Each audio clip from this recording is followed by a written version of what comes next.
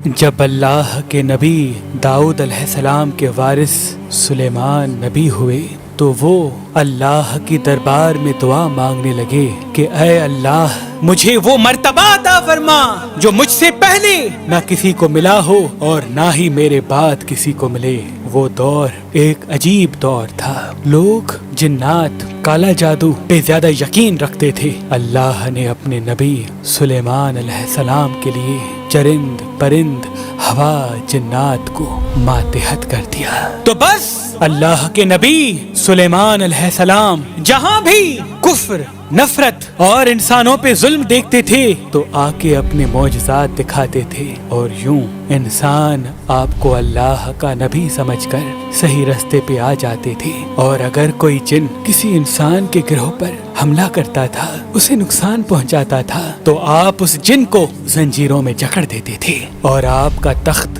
فضا اپنے کندھوں پہ اٹھائے پھرتی تھی، آپ آسمانوں میں پرواز کرتے تھے۔ تو ویسے ہی آپ آسمان میں پرواز کر رہے تھے، اتنے میں ایک جن آ کے آپ سے کہنے لگا کہ اے اللہ کے نبی، زمین پہ بابل کے پاس جنات کا ایک گروہ انسانوں پہ ظلم کرتا ہے، اور وہاں کے جن انسانوں میں حلول کرتے ہیں اور پھر انسانوں کو تکلیف دے کے یہ منواتے ہیں کہ ان کے پاس غیب کا علم ہے، اور یوں انسان بھی صراط مستقیم سے ہٹ رہے ہیں۔ جیسے ہی اللہ کے نبی سلیمان نے اس بات کو سنا تو آپ اپنے تخت کو بابل کی طرف موڑتے ہیں اور اس گروہ کے پاس آ کے کہتے ہیں، اے تکبر میں رہنے والو، اللہ سے ڈرو۔ وہ جنات کا گروہ حضرت سلیمان کی طاقت سے ناواقف تھا۔ اس میں سے ایک جن لیاب کہنے لگا، ہم کسی سے نہیں ڈرتے اور ہم اپنی مرضی چلاتے ہیں، اور اس کے قبائل کے کچھ جن حضرت سلیمان علیہ السلام کے تخت کے چاروں طرف سے آ جاتے ہیں اور کہتے ہیں، اگر تو واقعی سچا ہے تو ہمیں قید کر کے دکھا۔ تو بس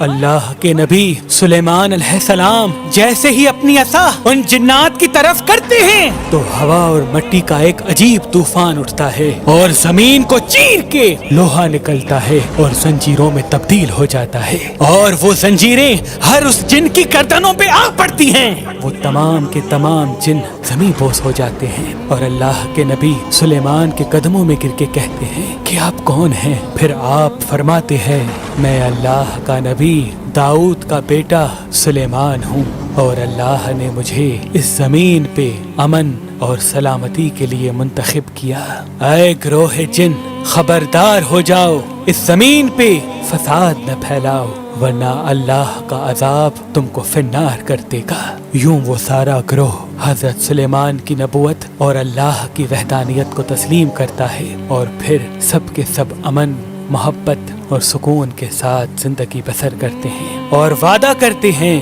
کہ کبھی بھی کسی بھی انسان کو تکلیف نہیں دیں گے۔ بے شک اللہ جسے چاہے اپنی خاص رحمت اور طاقت سے نواز دیتا ہے، وہ ہر دعا کو سننے والا اور سب پہ کرم کرنے والا ہے۔ اے اللہ، اس پورے جہان پہ اپنا کرم فرما اور ہر انسان کی دعا کو قبول و مقبول فرما، آمین ثم آمین۔ قبول و مقبول فرما، آمین